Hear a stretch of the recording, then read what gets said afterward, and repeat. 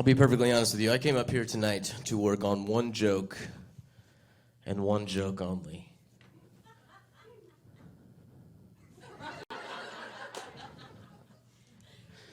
At the moment, I'm caught between two punchlines. So what I'm going to do is I'm going to give you both punchlines. We'll see which one's funnier. And, well, hopefully my next show will be better. So, without further ado, punchline number one is going to go like this. Punchline number one.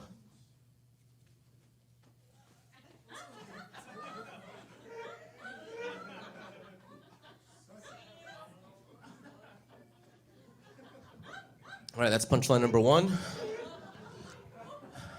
Punchline number two, there's a subtle difference. So please take note. Punchline number two.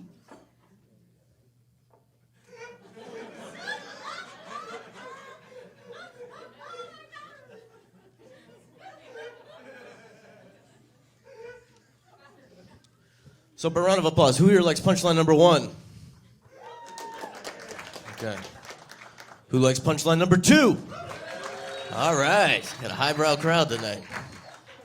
That joke is called Election Day 2024. They're both going to be telling you to suck it, but one will probably be a little bit better than the other. Well, since I know what kind of crowd you guys are, because they're a smart crowd, I feel like I can exercise my open carry rights here. I carry this Rubik's Cube with me at all times. My friend, would you mind scrambling this Rubik's Cube up? I have what's commonly known as PTLSD.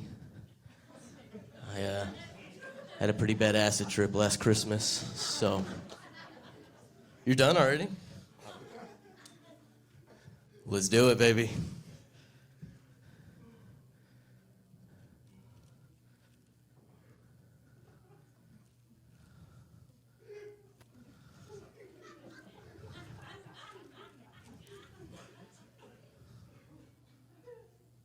What if I just did this the rest of my set? What if I love Rubik's Cubes so much.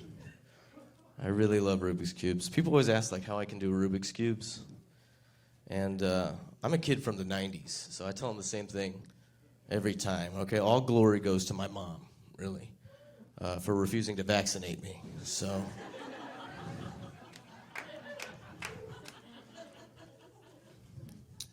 Truth be told, I'm kind of going through a bit of a writer's block lately. And I was asking an older comic what they do whenever they go through like a creative block, and he was like, easy, man. Just go driving.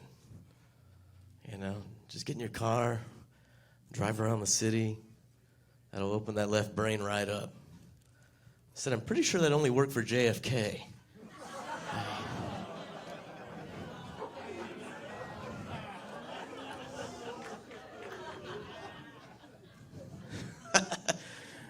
Billy, it's going pretty good. What do you think?